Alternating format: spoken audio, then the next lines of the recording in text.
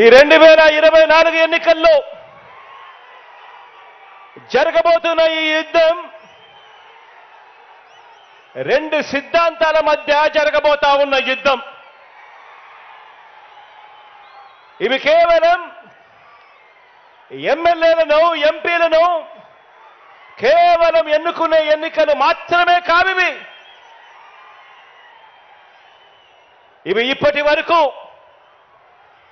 ఈ 5 ఏళ్ల కాలంలో ఇంటింటికి కూడా మనందరి ప్రభుత్వం అందించిన సంక్షేమము, అభివృద్ధి, ఈ పథకాలన్నీ కూడా కొనసాగాలని అడుగులు వేసే మనకు ఈ పథకాలన్నీ రద్దు చేయటమే టార్గెట్గా పెట్టుకొని డ్రామాలాడుతా ఉన్న చంద్రబాబుకు మధ్య జరిగే ఈ యుద్ధంలో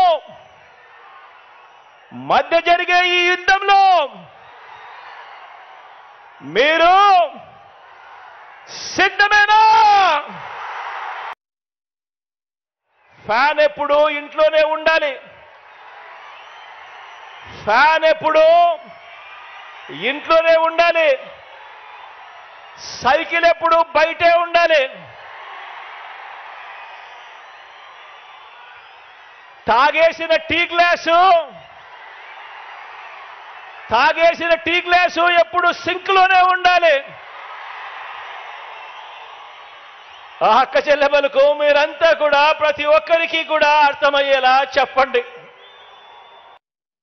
చంద్రబాబు వాగ్దానాలన్నీ మోసాలేనని, ఏనాడు అమలు చేయలేదన్న నిజాన్ని ఇంటింటికి వెళ్ళి కూడా, ఇక్కడున్న ప్రతి కార్యకర్త ఇంటింటికి వెళ్ళి కూడా చెప్పాలి.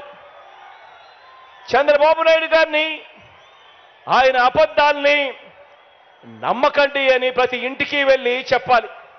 చంద్రబాబు నాయుడు గారి మోసాలని, చంద్రబాబు నాయుడు గారి వంచల్ని భరించలేకే కదా 5 ఏళ్ల క్రితం రాష్ట్రంలోని అన్ని సామాజిక వర్గాలు, రాష్ట్రంలోని అన్ని ప్రాంతాల వారు, మొత్తం ప్రజలందరూ కూడా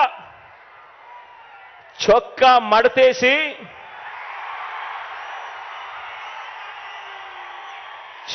మడతేసి బాబుకున్న కుర్చీలను కూడా మడిచి, చీపుళ్లతో ఊడ్చి వారి పార్టీని శాసనసభలో 102 నుంచి 23కు తగ్గించారు కదా అని అడుగుతా ఉన్నాను. అదే పని మరోసారి చేయడానికి,